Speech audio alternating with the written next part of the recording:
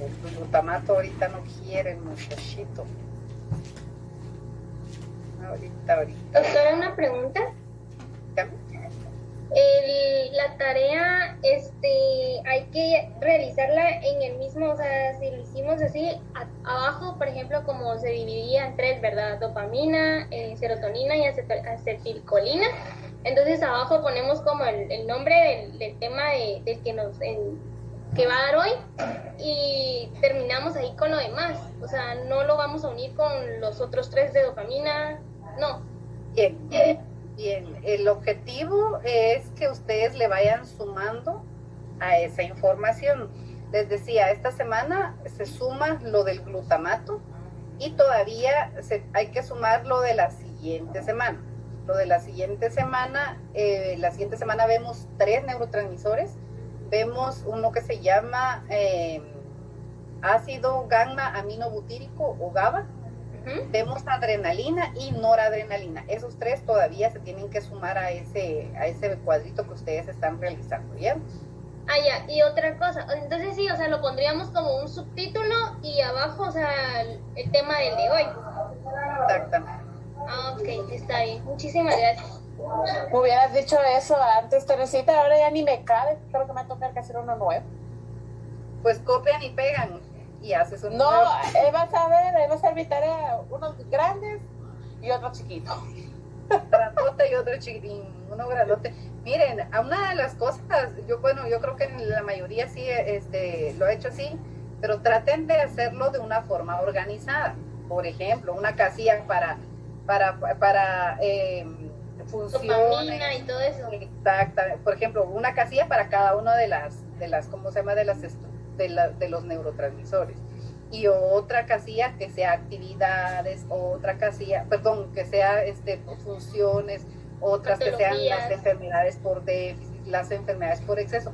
Porque mientras más organizado ustedes lo entreguen, más fácil se les hace estudiar, más fácil se les hace tener esa información a la hora de puntos extras. Puntos extras me merezco yo, leyendo mensajes a las 10 de la noche, 11 de la noche, ahí, así con fiebre y todo. Dios, como tenías COVID, se tenía que apiadar de nosotros. Yo me apiadé, espérese, ahorita para el segundo parcial. ¿Se notaba en el parcial? El parcial estuvo facilísimo. No. Sí. Hubo varios me sacaron 10. Algunos por default, ¿verdad? Que me sacaron eso es otra cosa. Si sacaron, por ejemplo, pues no sé, 9.51, 52 y de ahí para arriba aproxima 10. Pero si sacaron 9.49 se quedan en 9. ¿Verdad? Aplica para todos los números, ¿verdad? 8.8, 8.7, 8.9 aproxima a 9. Ajá, pero 8.49, 48, 40 y de ahí para abajo se quedan en 8, ¿oyeron? Entonces la nota no la he subido porque ustedes hay que cuadrar o sea, el formato que está en Blackboard es uno, el listado que nos dan oficial es otro, entonces es un solo relajo y no podemos meterlas de andar porque entonces nos dicen bye bye. Entonces tengo que hacerlo con mucho tiempo y con mucho así, entonces, pero la mayor parte del grupo me salió bien, ¿verdad? La mayor parte salió bien, así que me doy por... Bueno, chicos, glutamato, esta sería el enlace, ¿verdad? Para que ustedes puedan encontrar la información. Vamos a hablar entonces ahora del glutamato. Pues el glutamato no es nada más y nada menos que uno más del montón. No, mentira, no es uno más del montón, es uno de los neurotransmisores más importantes. Bueno, al final yo creo que todos hemos leído en todos lados que todos son importantes, ¿verdad? Pues les digo, es un neurotransmisor, es uno de los principalmente más abundante. Vamos a entender por qué podemos decir que es el más, sí es el más abundante. Es un neurotransmisor excitador por excelencia y le ofrece prácticamente energía al cerebro. Si ustedes se dieron cuenta en el primer video, creo que habla un poquitito pero en el segundo video habla más explícito acerca de la función que realiza con los astrocitos. Recuerdan que los astrocitos son células gliales que dentro de sus funciones está la nutrición, proveer de nutrición a las células y además el metabolismo, ¿verdad? Entonces, les había dicho pues que es uno de los más abundantes, ¿verdad? Es excitatorio, abundante, además de ser abundante y excitatorio, se considera como combustible de la sinapsis. ¿Qué quiere decir? Que si no hay combustible, no hay sinapsis. Por eso se dice que es uno de los más importantes, por eso se dice que es excitador, ¿verdad? Y además facilita, o sea, al proveerles de combustible a la sinapsis, facilita y agiliza la comunicación entre las células nerviosas. Y cuando hablamos de células nerviosas, estamos hablando pues obviamente y de forma principal de las neuronas, que son las que forman el tejido nervioso, pero también estamos hablando de las células que forman el resto del tejido nervioso, que serían las células de la glía, ¿verdad? Vamos a seguir. Entonces, tenemos por acá, para que recordemos, para que no se les olviden las clases de anatomía, no sé con quién las recibieron, pero para que se recuerden. La síntesis o producción del glutamato se lleva a cabo, como hemos visto, digamos, a diferencia de los otros neurotransmisores. Por ejemplo, habían lugares específicos, si hablamos de la dopamina, tal vez la acetilcolina es la que no se entiende bien, no, la verdad que yo busqué porque en otra clase me preguntaron que exactamente dónde se producía y realmente no hay literatura que diga explícitamente un lugar donde se produzca, solo se dice que es abundante en el sistema nervioso central y en el sistema nervioso autónomo, ¿verdad? Y que se produce en el citoplasma de las neuronas, nada más, no dice si hay un área específica. En el caso del glutamato, dice que cuando hablamos de síntesis, otra de las cosas, yo creo que con ustedes no me sucedió, pero valga la aclaración, síntesis es producción, ¿verdad? Si hablo de síntesis es cómo, de dónde se produce. Si hablo de degradación es cómo se degrada, cómo se desintegra. Entonces, algunos me pusieron en la enzima que degradaba, me pusieron la L-tirosina, la dopamina. Y no, la L-tirosina es el aminoácido, ¿verdad? Que permite la producción de la dopamina, ¿verdad? Entonces dice que la síntesis o producción se sintetiza en el sistema nervioso central a partir de la glutamina. La glutamina es un aminoácido que va a permitir que se forme el glutamato, ¿verdad? Tanto importante, aquí vamos, en las células presinápticas como en las células gliales. Y entonces podemos entender de pura lógica por qué va a ser el más abundante. Porque se produce no solamente en las neuronas, sino que se produce en todas las células que forman el tejido nervioso. ¿Cuáles son estas células? La microglia, las células ependimarias, el astrocito, el oligodendrocito, ¿verdad? Tenemos también las células de Schwann. Las células de Schwann, a diferencia del oligodendrocito, va a producir la mielina en el sistema nervioso periférico, ¿verdad? Los oligodendrocitos, pero los compartirían, la producirían en el sistema nervioso central. Entonces, he ahí porque una de las causas, se podría decir, de que sea tan abundante el glutamato. Se produce, les digo entonces, en todo el tejido, en todo el tejido nervioso del sistema nervioso central, ¿verdad? Se construye, dice, a partir de las proteínas que consumimos. ¿Qué quiere decir esto? Que si usted come carne de res, de cerdo, come pollo, come pavo, come pescado, come huevo, leche, frutos secos, frijoles. Si tiene una dieta saludable, si tiene una dieta variada, Esta va a garantizar que todos los alimentos que contengan proteínas permitan la formación del glutamato, ¿verdad? Entonces, les decía, es por eso tan importante el consumo de una dieta saludable, de una dieta equilibrada, ¿verdad?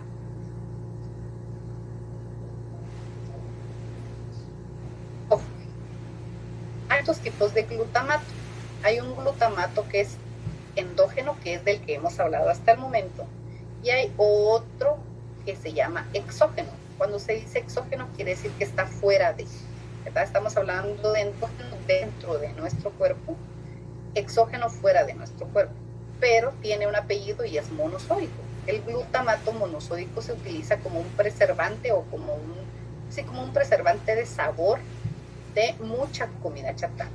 Entonces no crean ustedes que cuando lean, me imagino yo, a estas alturas de la vida, ustedes ya leen la etiqueta de sus productos que consumen, y entonces cuando lean glutamato monosódico van a decir, ay, estoy ayudando a mi sistema nervioso central. No, para nada. Todos estos productos van a contener glutamato monosódico, pero el glutamato monosódico jamás va a poder ayudar o va a poder proveerle a nuestro sistema, a nuestro organismo, mejor dicho, que se forme o que se transforme, mejor dicho, en glutamato endógeno. Nunca. Entonces, no nos confundamos. Cuando comemos todo esto, lo único que hacemos es proveerle a nuestro organismo sales, ¿verdad? Muchos preservantes. Sodio es el más abundante. Carbohidratos vacíos se llaman, ¿verdad? Pues son cosas que no nos sirven para nada más que para subirnos el azúcar en la sangre, y vamos a ver cuál es la relación que hay, ¿verdad?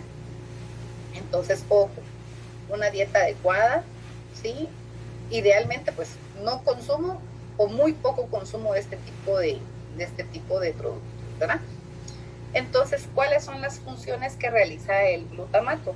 Dentro de sus múltiples funciones, porque realmente es un neurotransmisor multifuncional, media, aquí pues ni modo la presentación jala, ¿verdad? Media o modula, más que todo, ¿verdad? Vamos a poner en vez de modula prácticamente la formación de recuerdos, ¿sí? Entonces, ¿qué quiere decir?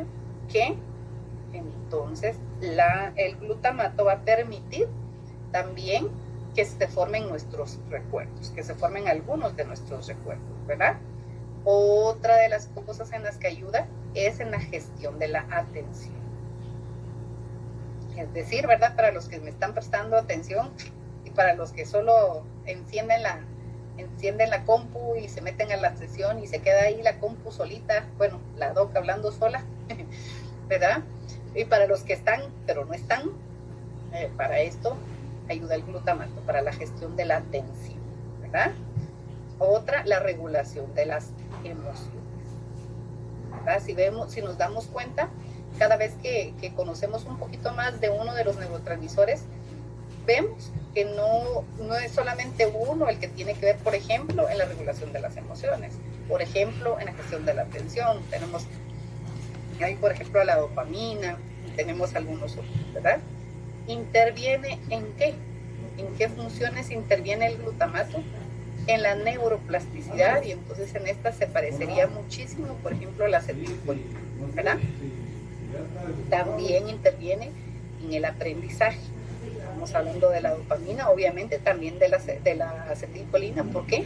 Porque ya dijimos de que la neuroplasticidad simple y sencillamente es la facilidad, la flexibilidad que tiene nuestro sistema nervioso, las neuronas en este caso, de poder aprender, ¿verdad? Y la otra es el movimiento, ¿verdad?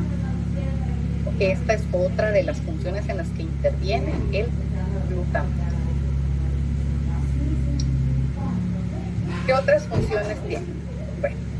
Bueno, dentro de las otras funciones que se conocen del glutamato, se dice que es el principal mediador en las señales excitadoras.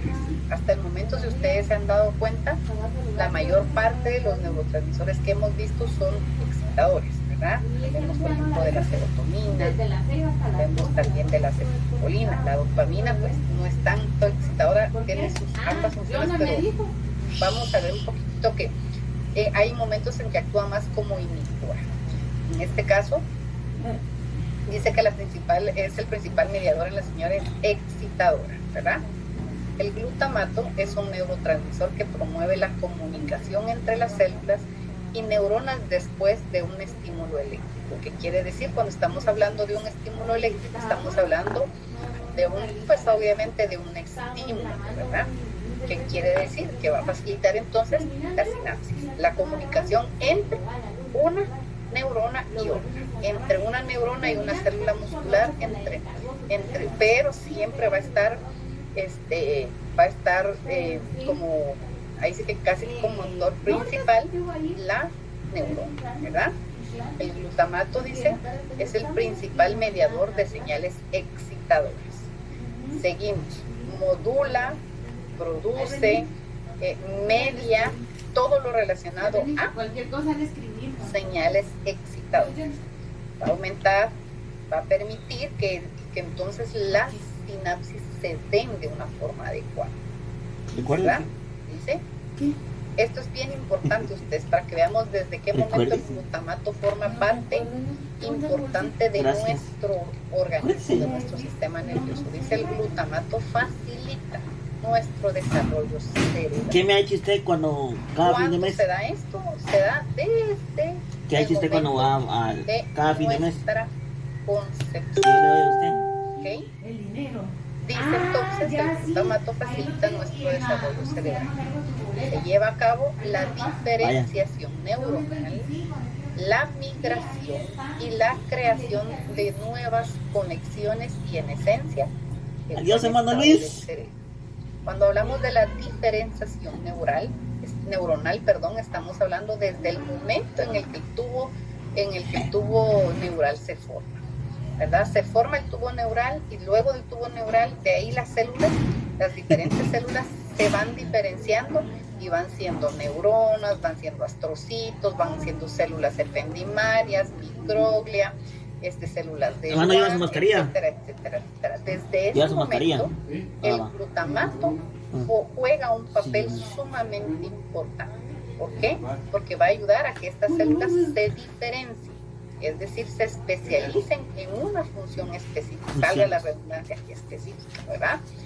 La migración, ¿qué quiere decir?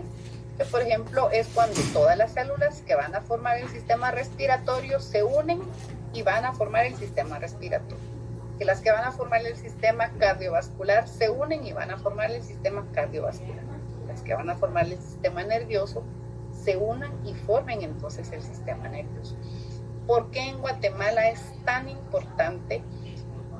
¿O por qué se habla tanto de la desnutrición crónica? Lastimosamente, la mayor parte de madres, de mujeres, mejor dicho, que quedan embarazadas que quedan embarazadas, llegan con cierto grado de desnutrición. Este grado de desnutrición lo que no permite es que haya una cantidad adecuada de glutamato en su organismo. Como consecuencia vamos a tener enfermedades, más que enfermedades, van a ser malformaciones congénitas que no permitan el desarrollo adecuado de las personas, ¿verdad? De los nuevos, ahí sí que de los nuevos seres, de ese producto nuevo, ¿verdad? Entonces, por eso es sumamente importante recordarles también que dijimos que el glutamato sí o sí va a formarse a partir de las proteínas que nosotros consumamos. Lastimosamente, la dieta del guatemalteco no es rica en proteínas, es rica en carbohidratos, pero los carbohidratos solo se traducen o se transforman en dos cosas finales: grasa y azúcar, ¿verdad? Entonces no aportan nutrientes. Lo que se necesita son proteínas. Les decía, ¿Y a qué se refiere con, por ejemplo, en contenido energético? Cuando se habla de contenido energético es todo lo que se puede utilizar.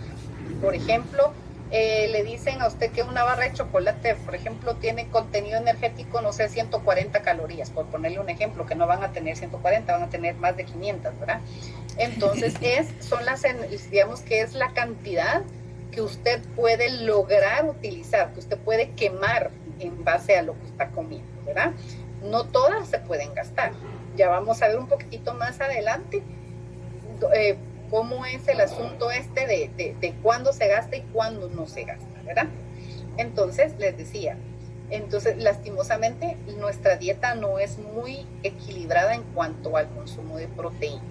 Nuestra dieta se basa prácticamente en consumo de carbohidratos, y les decía, de carbohidratos y grasas. Y todo esto van a terminar siendo grasa en nuestro organismo y azúcar.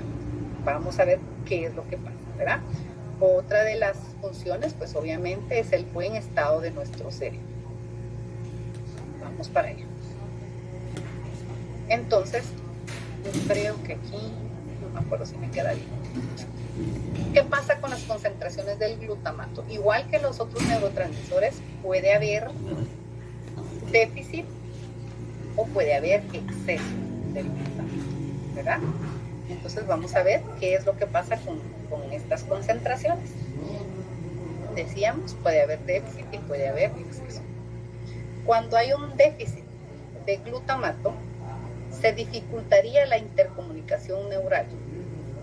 Como consecuencia, bajaría la eficiencia en las actividades de nuestro sistema nervioso central. Es decir, tendríamos, por decirlo de alguna manera, un enlentecimiento en la realización de todas las actividades de nuestro organismo, ¿verdad? Es importante reconocer, ¿verdad?, que nuestro organismo siempre tiene un nivel adecuado de respuesta. Cuando disminuye la concentración de glutamato, lo que vamos a tener como consecuencia es que disminuye la velocidad con la cual nosotros reaccionamos, o con la cual nosotros pensamos, con la cual nosotros vamos a actuar en dependencia de las necesidades.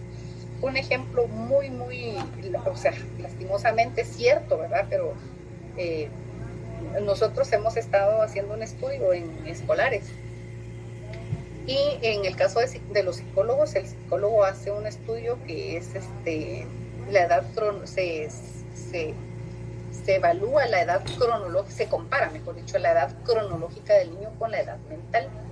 Entonces, al final, un niño, por ejemplo, de 10 años tiene una edad mental de 8 o de 7 años. Entonces, el niño de la edad de 10 años cumplidos va a reaccionar con mucha lentitud, por ejemplo, para poder aprender. Esta sería una consecuencia de un déficit del glutamato en su organismo, ¿verdad?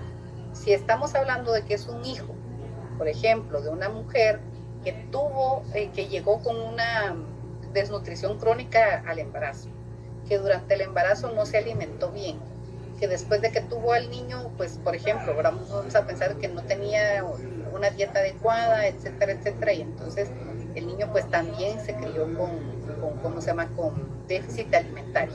Vamos a tener como consecuencia a un niño con una desnutrición crónica, y como consecuencia vamos a tener a un niño que piense lento, que actúe lento, que se le dificulte entender, que se le dificulte comprender mucha información. En esta situación se encuentran más del 80% de los niños en edad escolar, que muchos de ellos van a llegar a ser adolescentes, van a llegar a ser adultos con este tipo de trastornos, ¿verdad? Entonces, por eso nosotros como clínicos tenemos que ver al paciente como un todo, tenemos que conocer el historial. No podemos decirle, es que esté tan lento que es. No podemos decir eso, ¿verdad? Porque no sabemos cómo ha sido su formación, me refiero más que su formación, a su crianza, desde incluso antes de que su mamá quedara embarazada de él o de ella, ¿verdad? Entonces, vamos a los excesos, porque lastimosamente no solo hay problemas cuando hay déficit, también hay problemas cuando hay exceso. Cuando el glutamato se encuentra en exceso en nuestro organismo, hay efectos sumamente dañinos. Hay efectos que son realmente tóxicos, se podrían decir, y los síntomas que pueden aparecer podrían ser isquemias, Cuando hablamos de isquemias es cuando hablamos de que hay regiones que dejan de recibir sangre. De ahí no pasa para allá, entonces se llama isquemia, pero después además de la isquemia también se le podría conocer como un infarto, ¿verdad? ¿Por qué? Porque ya no pasa sangre para ahí.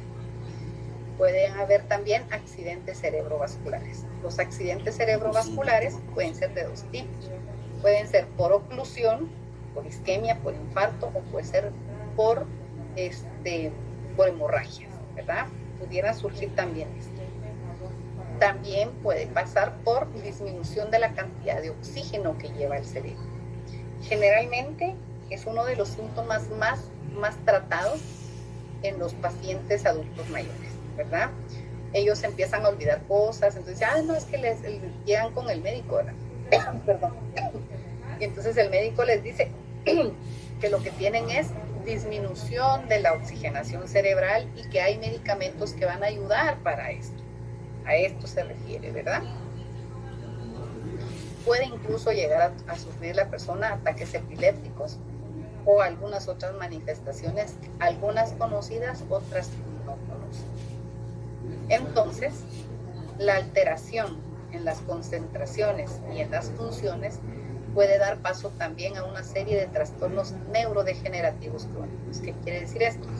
Que si el glutamato se encuentra en una cantidad inadecuada, tanto por déficit o por exceso, puede tener como consecuencia enfermedades que sean neurodegenerativas, y al ser neurodegenerativas van a ser crónicos, se van a hacer largos en tiempo hasta pues que la persona pierda prácticamente todas sus capacidades.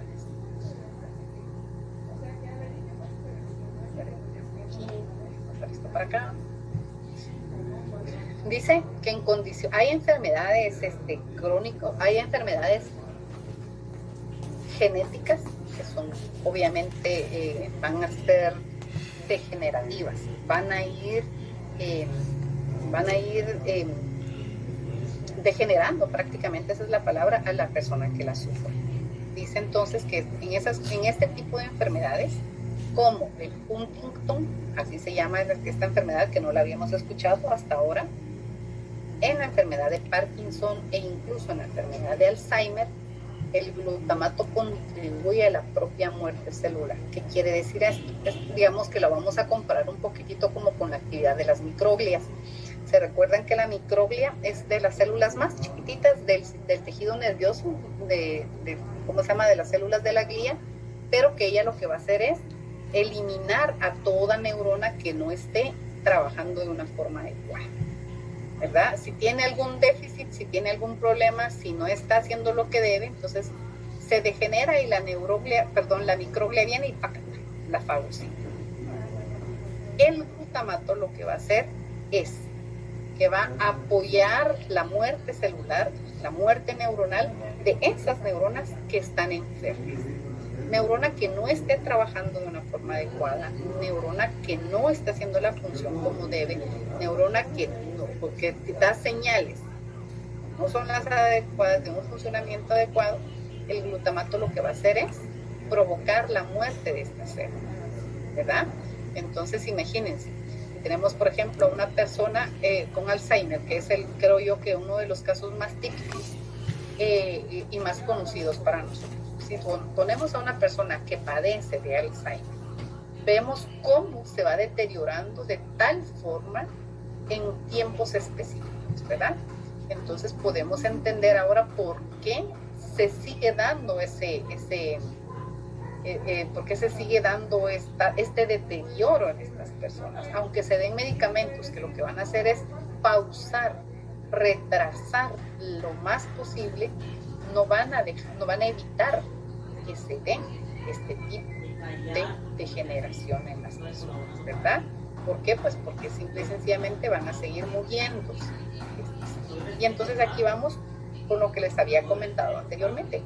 Vamos a ver lo relacionado, o cómo se relaciona, mejor dicho, el glutamato con todo lo que se relaciona con el azúcar, ¿verdad?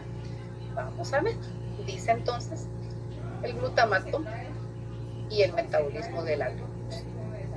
se ha descubierto que el glutamato tiene una relación directa con el páncreas. El páncreas es este organito que tenemos acá, que lo vimos en anatomía cuando vimos sistema endocrino, en biología cuando vimos sistema endocrino, y no sé si lo vieron el año pasado, tal vez, ¿verdad? Se ha descubierto, dice que el glutamato tiene una relación directa con el páncreas, ya que modula la actividad de las células beta pancreáticas para favorecer la producción de insulina.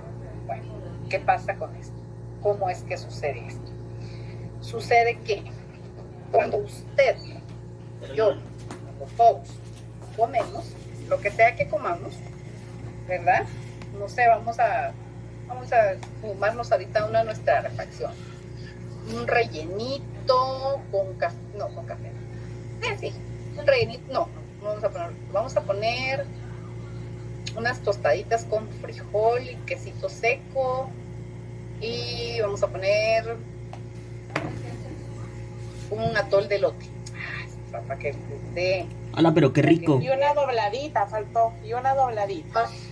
Ay, Vamos, sí. y una dobladita, ahí estamos. Y una dobladita. ¿Atol del hotel de la Indita o el normal?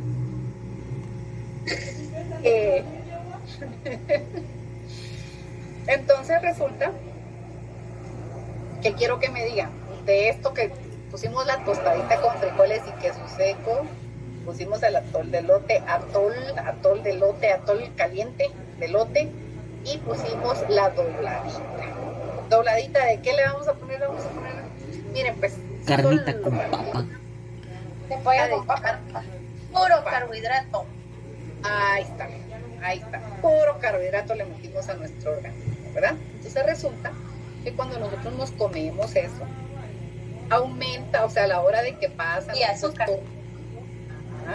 que pasa a nuestro estómago, empieza la digestión, y después de la digestión empieza la absorción por todos los intestinos, más que todo por el intestino delgado, y pasa a la sangre, aumentan los niveles de azúcar, ¿verdad? ¿Por qué? Porque al final todo lo que comemos se convierte en grasa, o sea, los carbohidratos, bueno, se convierte en grasa, se convierte en azúcar y se convierte en proteína, ¿verdad?